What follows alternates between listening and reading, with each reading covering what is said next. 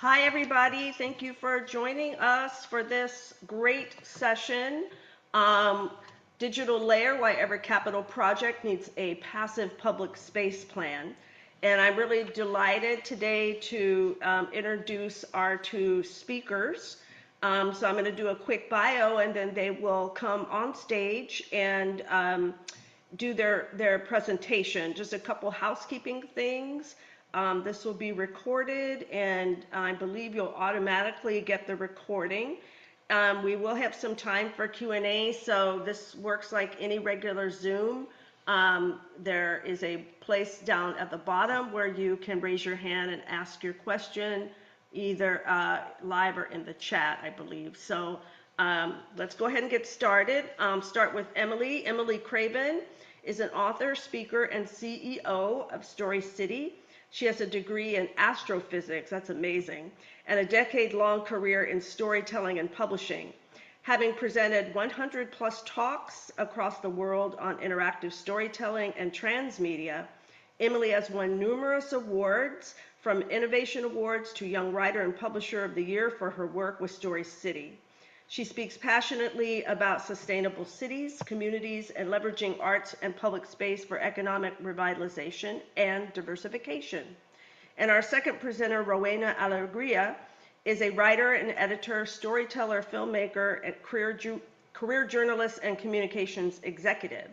She founded and directed the world's only municipal storytelling department, cultural preservation and narrative change project.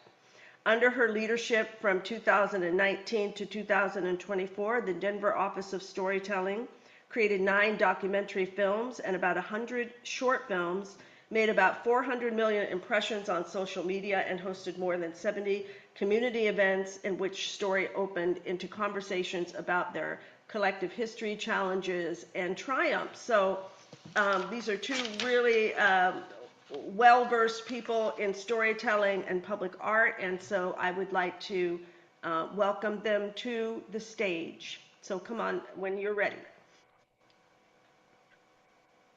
Hello, everyone. Howdy.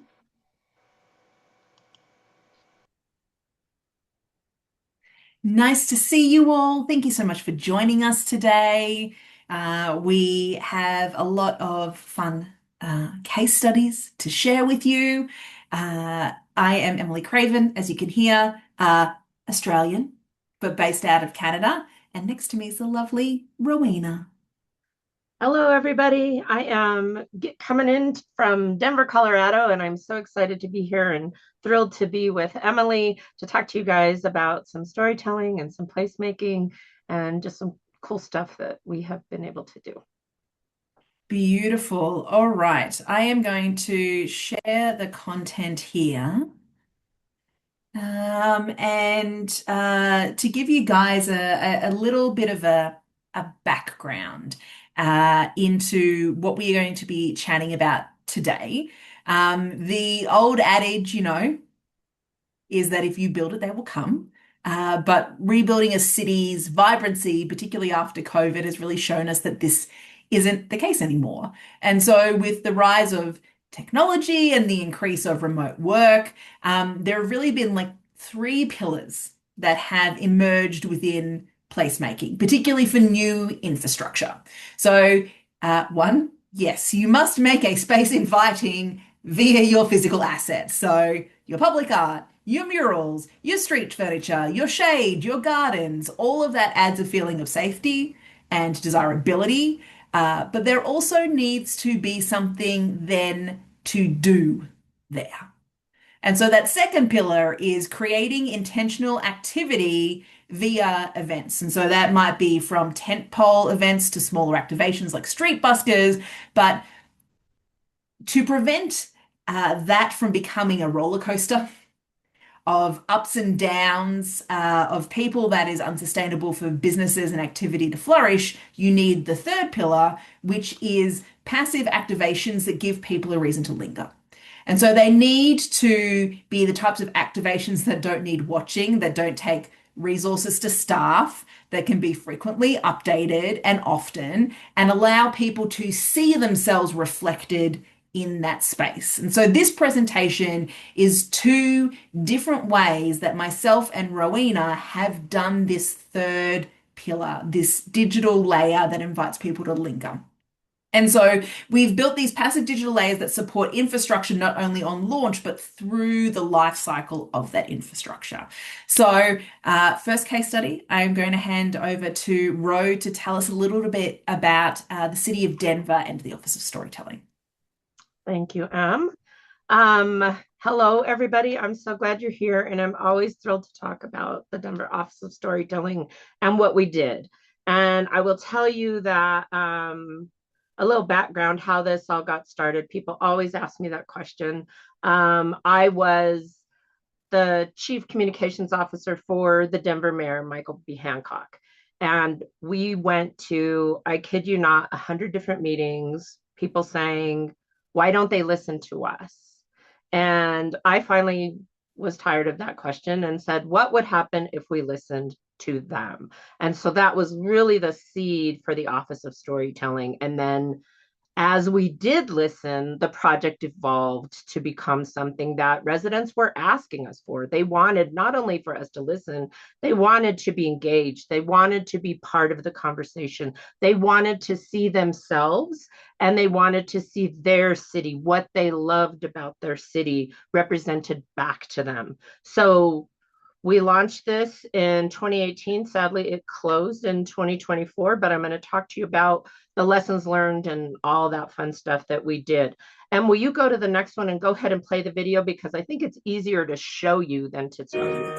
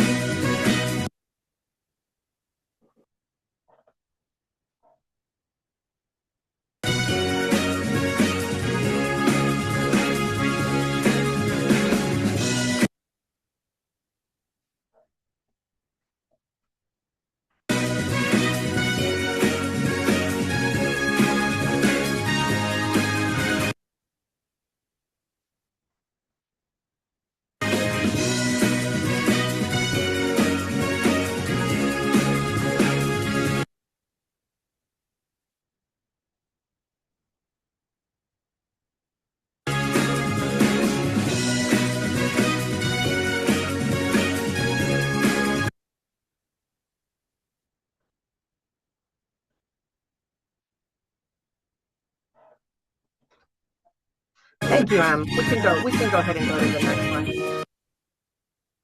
So I think you can see without me even having to tell you how diverse the project was. We really tried to capture a real sense of the city of Denver, who's here, what made the city where it came from, how it became the city that it is today. And what we did with regard to what we're talking about today is we created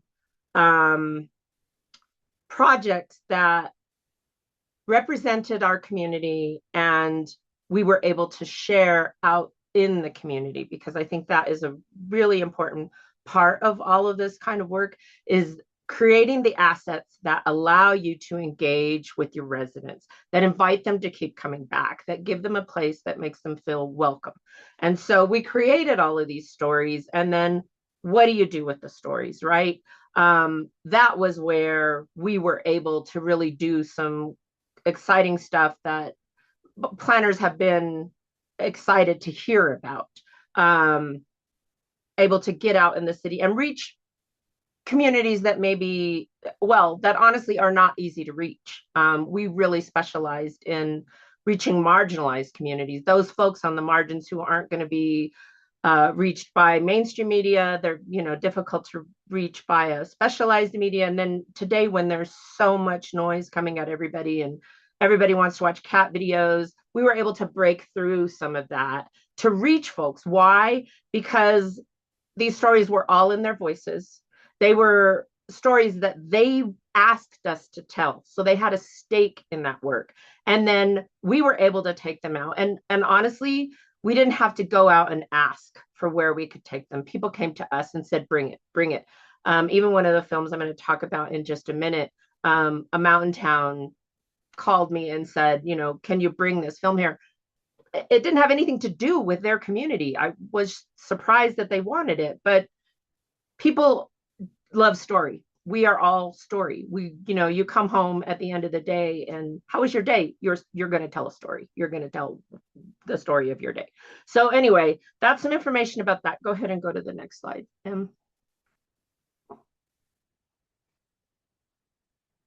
So this one is a project I'm super excited about because it is so connected to planning. I wanted to tell you about this.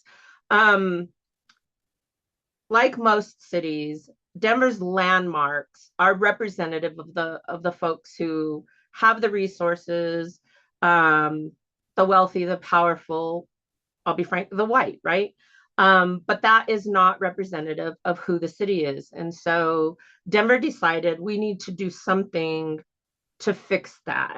And they asked me to partner with them to do this in order to help bring what wound up being a 200-page report, to bring that report to life, to bring it into community. And so while they were, hired a historian and they're putting together this very dense report that, honestly, very few people were ever going to read, we were creating a film. And that meant we were out in community. We were out in these neighborhoods that represent this portion of Denver, which is all over Denver. We were taking those stories and we created a companion film. And the opportunity that this presented was that when the report was ready, instead of just sending out a press release and standing up with 12 of our best buddies to say, oh, isn't this fabulous, we hosted a screening. We were out in community. We were at the only nonprofit theater in the state. We welcomed folks to come in. We did a reception that included food from one of the restaurants that we talked about. And then we were able to go in to show people the film and to talk about the history, to talk about the film. We had a councilwoman crying at the end of it. This picture here of the wedding is her family. We didn't know. We just got it from the Denver Public Library. But it was, to me, that really speaks to the fact that we could reach people on a level that we didn't even understand we were reaching. So I we did think this that's what film. I love about this. I think I love about this entire project is that like it could have been a 200-page report that sat in the City Hall archives and nobody did anything with it, inspired no one, and turning it into film where you like interviewed the people and you could see their face and their tone on film and you brought it into the community where it was filmed to play it in one of the landmarks, like all of that. To me, that's what I absolutely love it. And it resulted in people actually getting so passionate about it that they started to take actions to preserve their own landmarks, right? Right. And that was the hope when we started the project, right? That we would open the door for people to understand the landmark process and be part of it, to bring what they wanted to see in landmark to the city. And that's exactly what happened. La Raza Park, which used to be Columbus Park, but the community said, no, we're not calling it that. We're going to call it this. The city finally acknowledged that, and they finally made it a landmark to represent this community. And just recently, they did the native context. We had started working on that, and then everything, we didn't wind up finishing it. But they did go on and do the native context, and they're going to do the LGBTQ community coming up. And I hope to be back working on that project. So cross your fingers for me. You want to Amazing. go to the next slide, Em? Hmm. This one is just taking the assets that you already have We've already created these and using them to activate what is, in this case, a dying space, right? It's a 16th Street mall. It's, if you haven't been to Denver, it's a pedestrian mall that, there are shuttles that run up and down it. It used to be super vibrant area. And then there was a long-term project to recreate this mall and they wound up tearing it all up. And it was really difficult for a long while, lots of empty storefronts. We use those empty storefronts to show our stories. And like the video I showed you, that was a perfect one because you don't have to hear it. It's nice to hear it, but you don't have to hear it. You could read the subtitles or you could just see these beautiful images. It doesn't matter. But then you weren't looking at an empty storefront. You were looking at these cool things. If you did decide to go to downtown, and this was a way we were trying to pull people and say, it is still a beautiful place. There's still lots of cool things going here. Like, check this out. You want to go the next one, Em? Or do you have Yeah, a question or bringing comment? those and again, like this is a project that I loved when we initially talked because like you're taking a construction zone and you're trying to make a construction zone interesting and trying to bring people through the space and trying to make sure that the businesses continue to stay alive, and you are doing it with the stories of their communities, Mm-hmm. Yeah, right? and To so build that even if you weren't vibrancy. from Denver, you could get a real sense of what Denver was from what was being shown up here. Yeah. Beautiful. This one is a really unique project. And this was kind of in response to, well, it is in response to an urban renewal situation that happened in the 70s. This was a West Side community, largely Latino, one of Denver's oldest communities. It was literally wiped out to make room for a campus that now is home to three different universities. And the folks who were displaced, it was not a nice process. They were booted out of their homes. A lot of them are still alive and still not happy about it. So there have been many historians who have written historic documents and done oral histories and whatever. But let's be honest, those are really appealing to historians. They're not necessarily appealing to people, and they were not satisfactory to the people who wanted to make sure that their neighborhood wasn't forgotten. So we took a really unique approach to this one because what we did was we interviewed a bunch of folks. And again, it was about place. We were at the place. We were on the campus. We were going to the places there and asking them about their memories of those places. And then what we did was we created a fiction around those places and around that campus, and then invited those folks and other folks to come and experience the campus as if it were that old West Side neighborhood.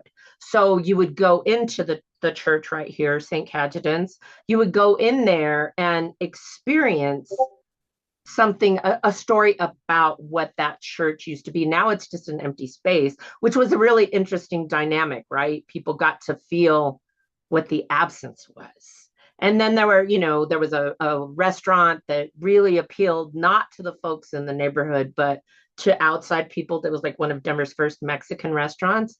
And we told a story of the kids, like playing on the patio there when they weren't supposed to be there, and lots of other stories. But it really invited people to come in and experience this place as it used to be and activated it. Again, all about activation, right?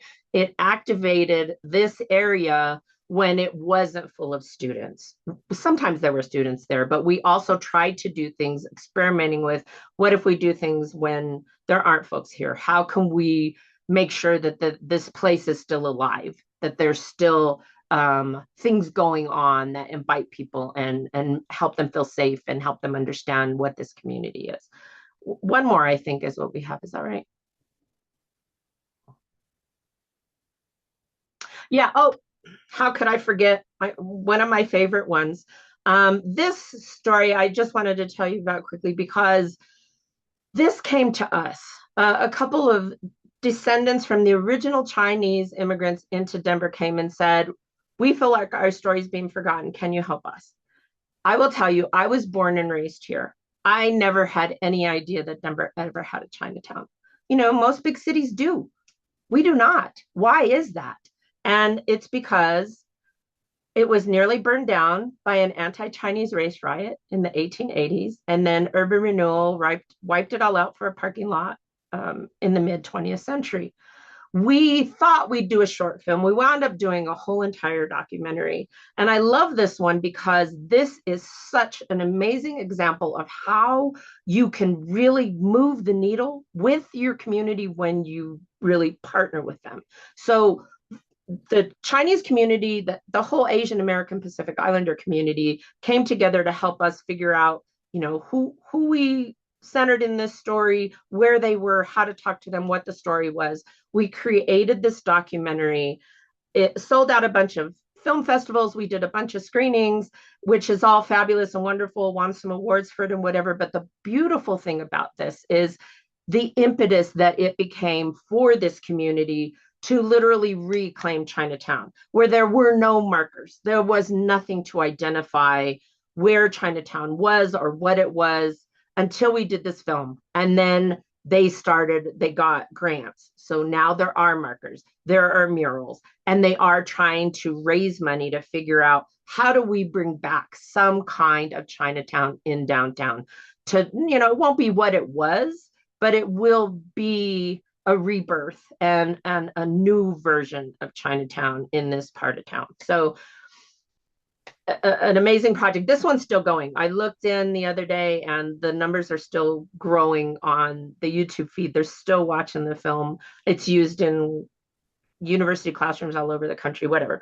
So I think that's the last I I have, and then I'm going to It, hand it. it is, but I think that I'd like to pause and note that the thing that I love about all of these projects is that they hit infrastructure at different stages of an infrastructure's life, right? So the landmark preservation portion of this was hitting an infrastructure at kind of its end of life or its memorialization point, right? Is was that one where your one about reclaiming Chinatown is about starting essentially an infrastructure project of acknowledgement. And you start with markers, you move on to potential infrastructure developments, and you build a community around that. And even like 16th Street, it's infrastructure that is in construction. It is being revitalized, it is being renewed, it is in a transition period. And you're able to use these stories to revitalize by projecting onto those empty storefronts. And then the immersive component where it was technically an event, but at the same time you were, recording things, you were taking down digital related assets, and that project is going to live on in other forms as well. And that is an infrastructure that people are currently living in and that has gone through multiple lifetimes. And so I think that what I found so amazing about the Office of Storytelling is that it touched infrastructure at so many different points. And it's such an unusual way to do it, right? Like, Mhm. you wouldn't think that stories would be considered any part of infrastructure or that they would, have an impact, but they do. And we've shown that how possible that is. And I, invite you to talk even further about how story can impact place. Thank you, Ro. I appreciate the handoff. We're also shared the link to this report to Anne. Anne, if you wouldn't mind putting that into the full chat for everyone to be able to have a look at if they're not able to access it via the QR code. Wonderful, wonderful report. Really worth a read and a listen.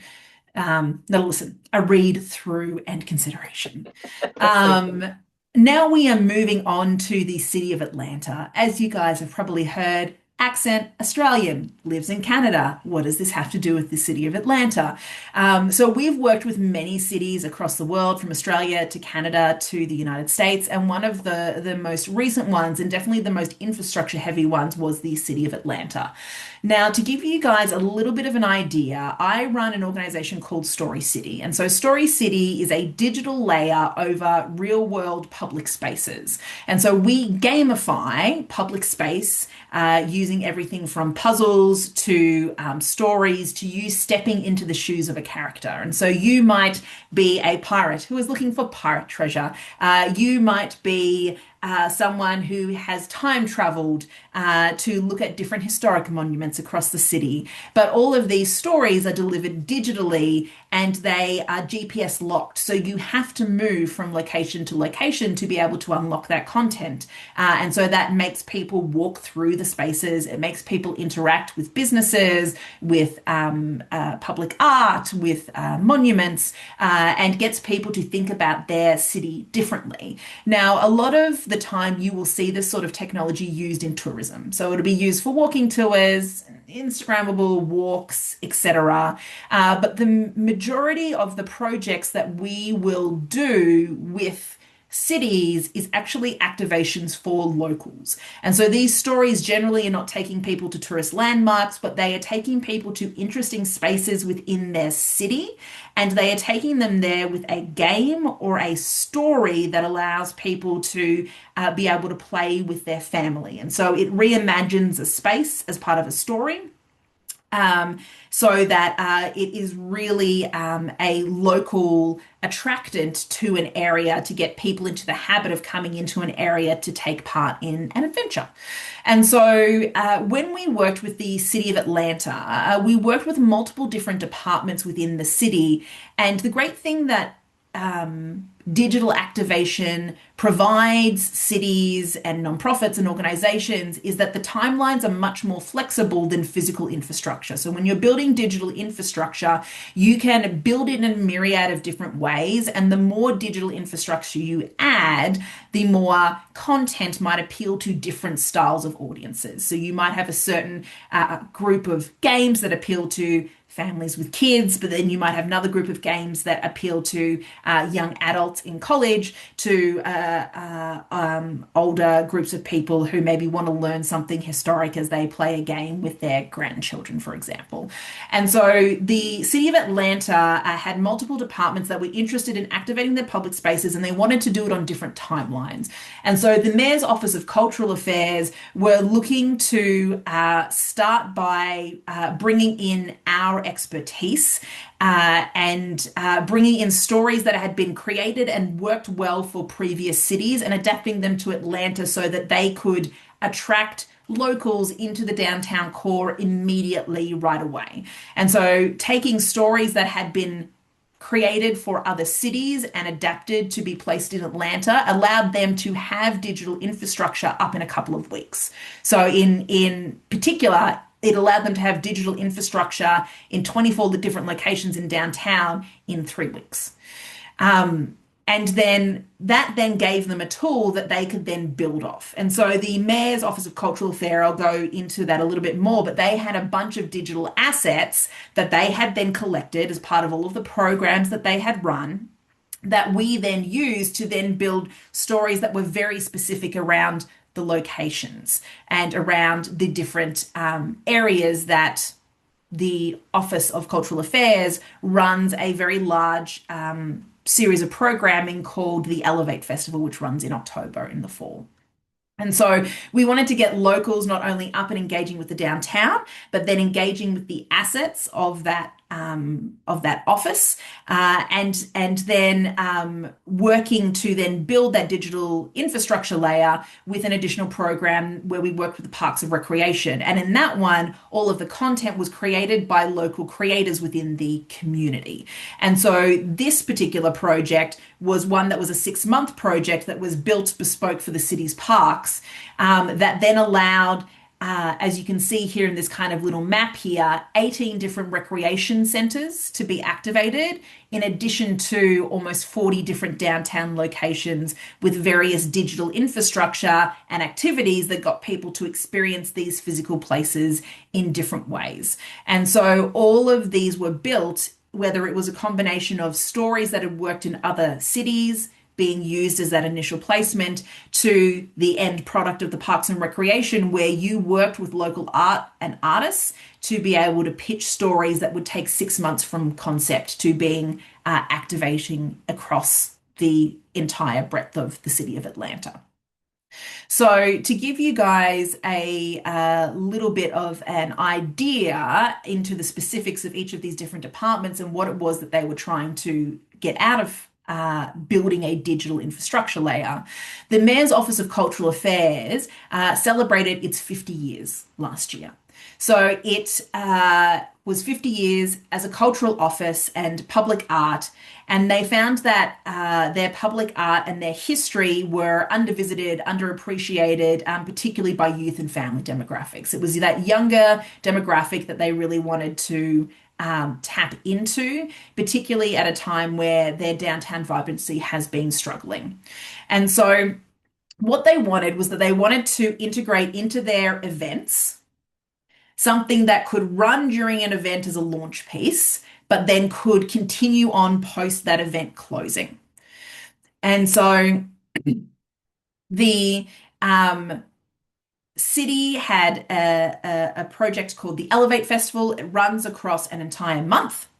And it was going to be the celebration of their 50 years as a cultural festival. And so what we did was that we took popular stories that we had done in previous cities. So there was one about a magical cafe that would take over cafes in the city. There was one about a spy agency where you would go through the local park and use local park features to complete a spy mission. And so we took popular stories and added them into the downtown core of Atlanta, where they might use a street corner, a park, a theater, a shop as those kind of location points that people would walk to and visit, and they might visit a piece of public art and do an activity as they were there. And so those were added in the 3 weeks before the Elevate event to be able to have an activity that people could do that would allow them to move between venues, because the Elevate event and festival was across the entire downtown core. It was at multiple venues, about 34 different venues across a month. And so these stories would start in areas near popular venues where they would have programming. They would have A-frames up, and then people would use these stories as a way of getting between these different venues and having a fun time to fill in the time between a show that they went to at 3 and then another one that they went to at 6. And so we then took assets that they had already created from their previous festivals. So they run a very large jazz festival in Atlanta every year, which is also almost 50 years old. I think it turns 50 next year, I'm pretty sure, in 2027. And so they would take performances that they recorded during jazz festivals. They would take walking tours that they had done. They would take videos of time lapses of people doing murals. And so we took those assets and we dropped them into these game structures that we had made. So these game structures were things like a jazz busking tour, which was done through Little Five Points. So you went to each of these interesting historical landmarks in Little Five Points, and you would get recordings from the jazz festival that you could listen to as you moved through that area, where you would go from the Outcast mural to the Wish record store to the theater that was in the main street. And so you would learn more about the history of jazz and of the Little Five Points Cultural District as you answered trivia questions as you went through. So those bespoke ones where we took the assets from each of the different components that the Mayor's Cultural Office had collected over the years, went into doing things like a history of civil rights public art, where we took a walking tour of civil rights public art to the east of Atlanta and added it into a time travel story which had puzzles. And so you would learn not only about the artwork, but about the civil rights that were associated with those artworks as you tried to fix your broken time machine using empathy. We turned a walking tour of downtown Atlanta, which talked about the 50 years of history of that department, and turned it into an art making activity where you would use physical infrastructure to do kind of like chalk style rubbings to create your own piece of artwork as you went through that tour. And so what we found from all of these pieces, which were launched during the Elevate Festival, you had that component of pre-made stories, which were up in 3 weeks. You had stories that were built out of assets that they had, which were up in 6 weeks. And so they ran during the festival and then have run for an entire 12 months post that festival as well. And so what we found, particularly because with digital infrastructure, you can keep an eye on visitation. So you can get analytics from who visited what places, at what times did they visit them, what demographics did they visit. And so we found that this increased traffic in downtown. Very specifically, the engagement was from families and school groups. It then gave available cultural activities between events. So when they did not have an event running, they had something that they could promote on their social channels. And it increased an awareness of the department's legacy across those 50 years. Now, this was the initial base layer. The Mayor's Office of Cultural Affairs was that kind of anchor tenant where we started to build that through line between physical infrastructure, events, and then everyday use. And so we then worked with the Office of Parks and Recreation. So they wanted to interconnect a network of stories that drew people to and from parks within their neighborhoods and decreased overcrowding and neighborhood fatigue in popular parks. So they were looking to get families out being healthy within those parks, but they didn't want everyone to go to the same main park in the downtown core because they were also getting a ton of complaints from residents about the lack of parking and those sorts of things. And so what they wanted to do was they wanted to provide a long-running activity that could be done in multiple places. And so in this particular case, Parks runs hundreds of events every year, but they have to pick a very specific handful of parks that they run these events in. And so their question was, how do they do multiple events easier? And so that's where the idea of adding a passive layer for them had come in. And so the goal was to put stories in parks, in 18 parks in particular. And one of the ways that they were able to fund that was because they had funding for their after school care program. And so they have 18 different recreation centers across the city of Atlanta where they have to provide programming for students. And so we wanted to target this specific demographic of 8 to 15-year-olds who go to these after-school care programs every day, particularly during the summer. And then from this pilot, we could then roll it out to other parks in the cities. And so what we did was we built 3 stories that were placeable using generic park features. And so as one part of a story might happen by a swing set, another part might happen by a tree, another part might happen by the drinking fountain, another part might happen by a barbecue pit. And so all of these features could be found in every single park that was associated to these recreation centers, which meant that we could take these 3 stories and we could place these 3 stories in 18 different places across the city. So you had close to 30 different versions of these stories, depending on which park was closest to you, which after school program that you were able to attend.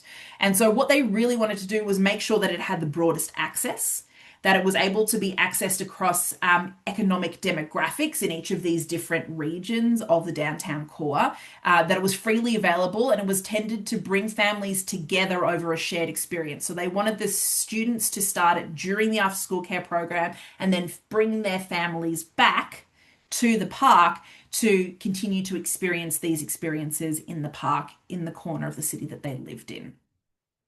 And so in making these kind of generic stories that were still very Atlantan in their theme. One was around a cookout. The other one was around a fountain of youth.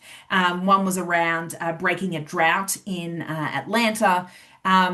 Taking these kind of experiences that were generic, but placing them in locations that were close to a whole bunch of different demographics meant that you could provide this unique experience to everyone and make it a common childhood experience for the children of Atlanta, despite the differences that they might have in race, in economics, in education. And so we made open calls for creators from the community to submit story proposals for this park infrastructure. And so those creators pitched ideas. They were all invited to a workshop where they were upskilled in being able to tell stories for a digital layer over infrastructure. And then from there, those creators were selected to build these stories out and then launch these stories as part of the summer program that the City of Atlanta has. But the point of running the workshops was so that this knowledge could then be used by those creators to partner with other organizations within the city to build their digital layers as well. So we had people in that workshop that wanted to build experiences for festivals. They wanted to take advantage of the fact that FIFA was coming and to work with like soccer in the streets to get people playing soccer within the parks. They had relationships with the bids and downtown areas and they wanted to get more people to visit certain businesses. And so those creators have now been able to take that knowledge back into their community to then continue to build digital layers across the top of various infrastructures and for various demographics and organizations in the city. And so from here, by going to these events and from the Office of Cultural Affairs and from the Parks and Recreation Department launching these experiences, we have then had community organizations within the city of Atlanta approach us to add storytelling to the digital layer around their city as they upgrade. And so, two of those organizations that we have been speaking to about continuing to build this digital layer in Atlanta are the Beltline, which is an old railway that used to loop the city of Atlanta, which has been turned into a park and walking path area and been kind of rehabilitated. And so they wanted to build a conversation around the how and why of the Beltline, how it was being funded, the impacts that that's going to have on specific communities from gentrification to the raising in rents, and how the project was going to help try and mitigate those effects on the communities that were low socioeconomic communities because it was a rail line, and it has now been beautified, and so they wanted to educate those locals who are in most need of those pedestrian pathways and those connections, to let them know about the expansions, the development, and how that was going to affect their properties in the long run.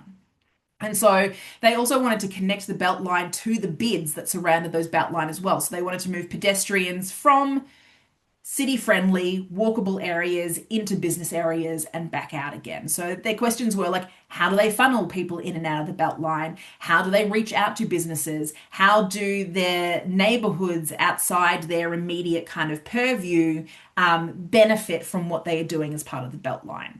And then the second organization that we have been having a chat to, particularly around infrastructure, is the Centennial Yards. So they're a developer who is rebuilding a core portion of downtown during FIFA, which is happening this year. So it's not going to be completed by the time FIFA is on their doorstep. But their kind of question was, what do they do with an entertainment district where they can't entertain just yet?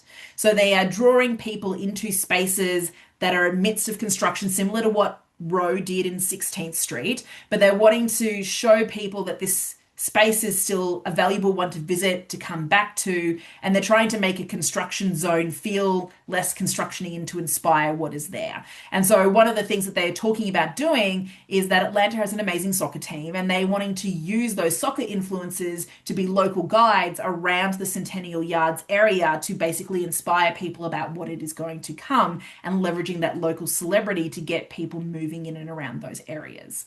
And so what we are really trying to do, particularly in the city of Atlanta, is we want to do something that has never been done before, in that we want to build a shared digital layer of stories that connects the separate infrastructures, downtown, Little Five Points, parks, Centennial Yards, the Beltline, and connect them in a way that can be added to very quickly and easily, but shares the discovery and the awareness across those organizations. And so rather than all of these organizations spending a bunch of money to push people to 10 different digital layers, they could all push people to the same digital layer and reduce that duplication of effort and marketing and increase the discovery that happens as part of that. So that's really where we're trying to head, the idea of building that single user experience for a city that allows residents to always find new experiences, new stories that are built by the people of Atlanta for the people of Atlanta, and to be a story archive that can literally be stepped into in those streets. And so again, as you kind of get more organizations in a city, that makes a digital layer more robust. So if you're running physical infrastructure, it is worth your while as you are thinking about digital layers and as you're thinking about passive activation layers to also be connecting in with those other key infrastructure projects that may be coming, that maybe have just finished, and looking at what are the ways that you can combine those together to be able to build that digital passive layer. And so that's how we've kind of found that it works best is that you have this anchor partner that comes on board around which other partners can then rally to build this digital infrastructure. Row was that anchor partner with the Office of Storytelling within the city of Denver. And then people like the Chinatown Committee came to Row. People like the historian department within the city came to Row. And so you have this kind of anchor partner around which other partners can rally for this digital infrastructure. And that's where you really see the invigoration that happens after an infrastructure is launched and then can be sustained across multiple years of an infrastructure. So I think we're in the last 10 minutes here. We will provide this presentation. It is a Canva link. Anyone can come and have a look at it. And we'll provide this presentation to Anne so that she can share it over the next newsletter that comes out. So you can access this presentation. And also in this presentation at the end as well is a storytelling activation framework that Ro and I worked on a little bit, which talks about getting community buy-in, gaining collaboration, inviting people to step into the space, and then how do you sustain that engagement across age groups. So all of that can be seen in the next newsletter with Anne. But Anne, I might invite you back in here to help us walk through some Q&A. Hi, everybody. Great presentation. So we did have a couple of questions. One person asked about links. So are some of the web links included in your presentation about the work that you talked about today? Mhm. Yep. So the link that you would have seen me share at the very top with Anne, that leads directly to Rose report. So that has all of their statistics in there, all of the testimonials they gathered from the community, links to all of their documentaries on YouTube. So you can find very specifically all of the City of Denver work within that report. It's like a 30-page, 40-page report, Ro. It's pretty hefty. Robust, Yes, yes. it's very robust. In terms of the city of Atlanta, the ones that I've seen someone find there. So the Office of the OCA Atlanta, yes, so that's the Office of Arts and Culture. That's their website. The Parks and Recreation Department, I think, has its just its own section on the City of Atlanta website. So those websites are not run by me; they are run by the City of Atlanta. They are just the departments that we have worked with as part of Story City. In terms of Story City, if you go to storycity.app, you will actually see the case studies for a bunch of the different cities that we've worked with, including the City of Atlanta, several cities in Canada, and cities in Australia as well. So I will drop that within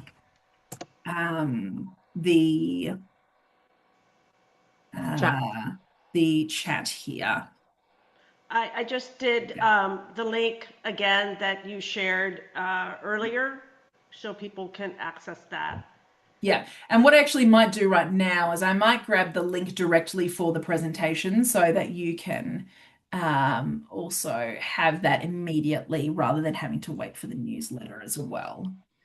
So I'm not sure. I think it only shares it to hosts and panelists though, Anne, so you may have to share it to Yeah, I can do that. And then Thank you. someone asked a question about budgets. So can you share anything about the budgets for these projects?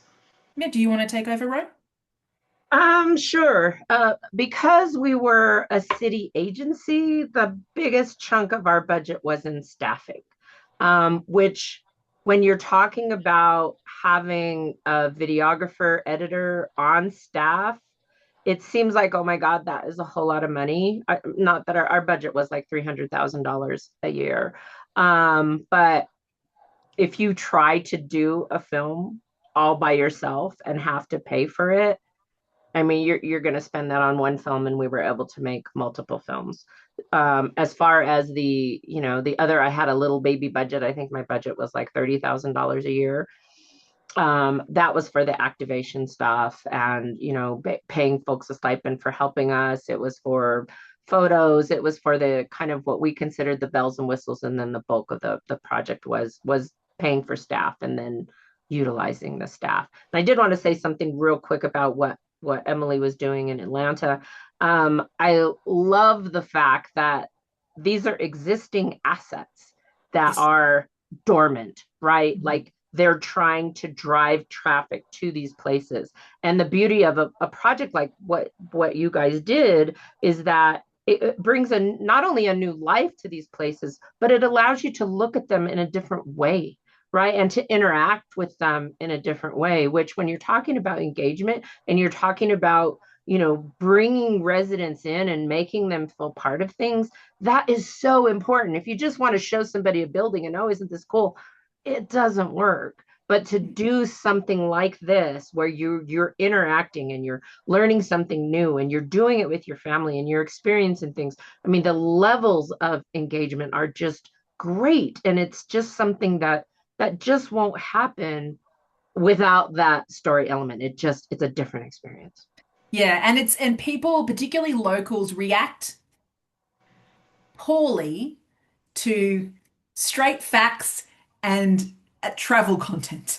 They don't They care. react very, very poorly to it. It's not something that they engage with.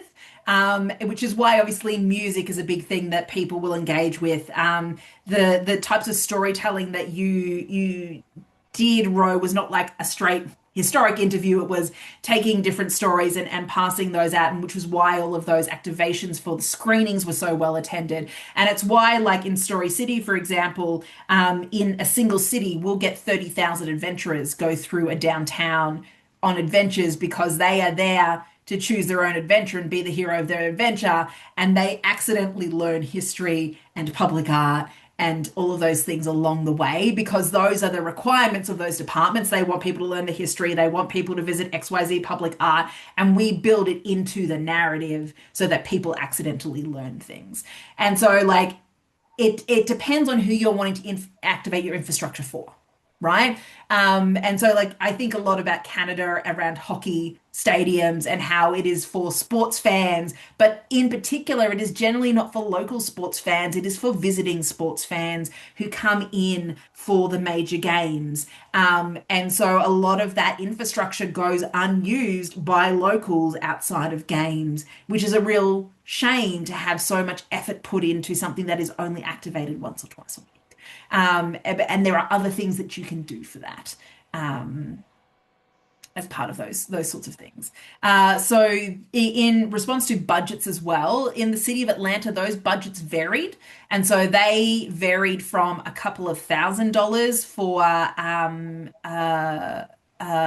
someone like the Beltline who has their own assets that they want to take and activate. And so they're working with a local creator to do so and placing it on the platform for free for people to access, all the way up to $30,000, which was the engagement that we had with the City of Atlanta and the Parks and Recreation for their after school care program, to organizations that we've worked with, like the City of Edmonton, which has been like an $80,000 project. So you can do digital infrastructure for as little as a couple of $1,000s if you reuse assets you already have, or if you're running a music program in year one and you film portions of that music program in year one, and then in year two, you turn that music program into a digital asset that people can use because they're listening to a mixtape when they walk through an area, right? And so I think the really key thing about digital infrastructure is that it needs to be habit building. If you are making a plan for digital infrastructure, it cannot be a 1 year plan. It needs to be a 3 to 5 year plan, and you have to have some sort of budget set aside for that 3 to 5 years. Because in year one, you do it, people are like, oh, what is this thing? In year two, you do exactly the same thing. You do exactly the same creator call outs, the blank, the blank, the blank, and people are like, oh, I remember this from last year. I'm going to do a thing. And then in the third year, they expect it, and that's when you get your best pitches. And then in the fourth year, they're wanting to build on their best pitches. And so by the time you get to year 5, that's when you really hit your straps. But until people know that the Office of Storytelling exists and you have run the first documentary, or you have run the first, choose your own adventure in the downtown core, and that people know that they can pitch for this and create ideas for this and they can think outside that. That's the real key about digital infrastructures. It has to be multi-year, and generally if you can make it multi-organization, you will have better sustainability in the long term.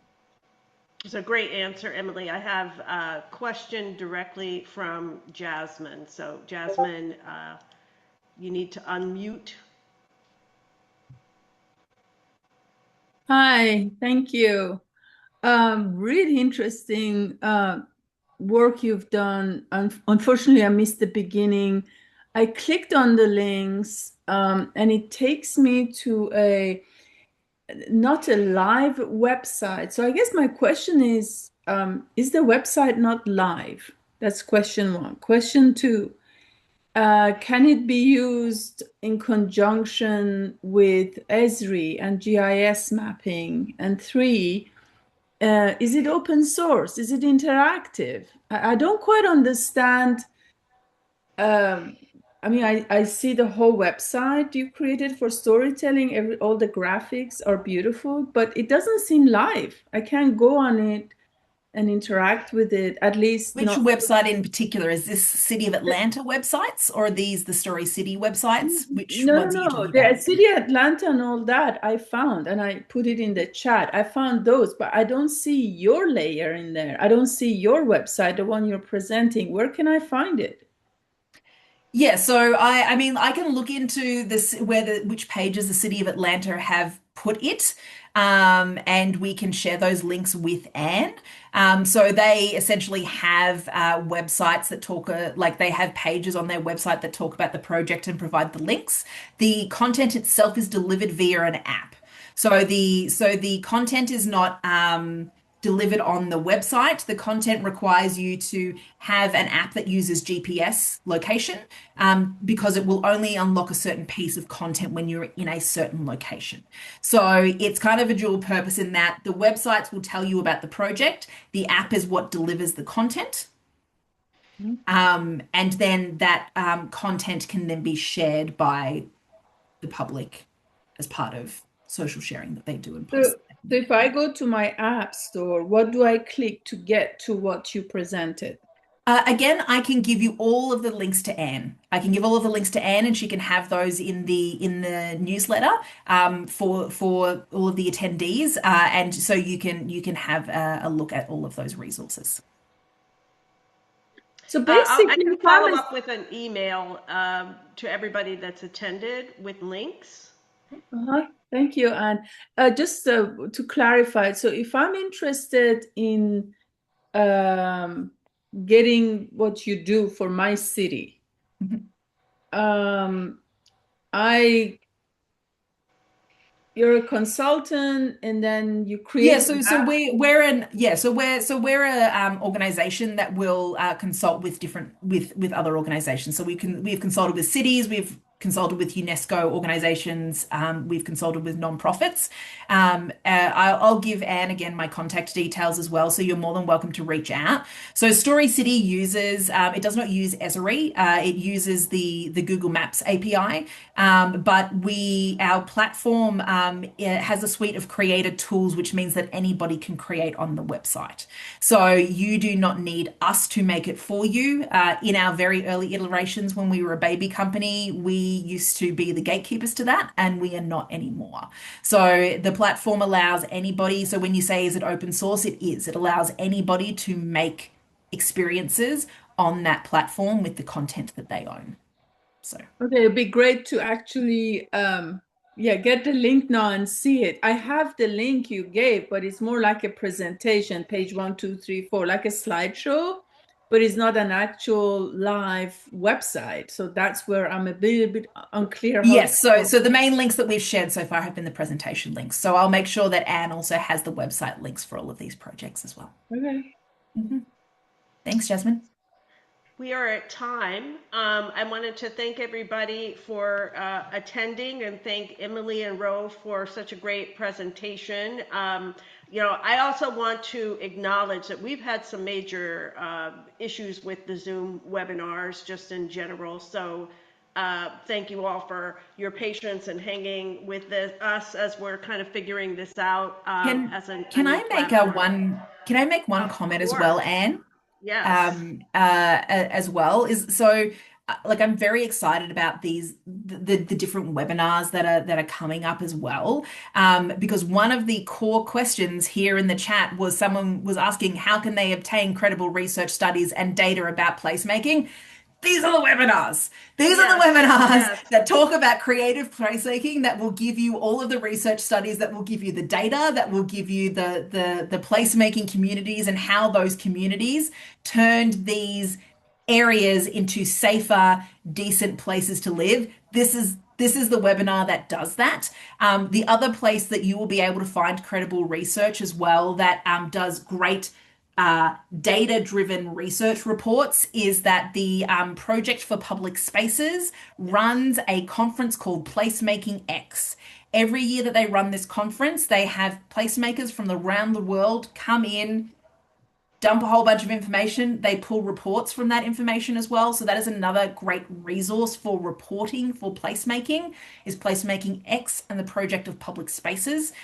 We also run a podcast called Vibrant Spaces Podcast. So if you go to the Story City website or to any podcasting platform, you will find the Vibrant Spaces podcast. We interview people from cities across the US. So you'll see Kansas City, Baltimore, West Palm Beach, New York.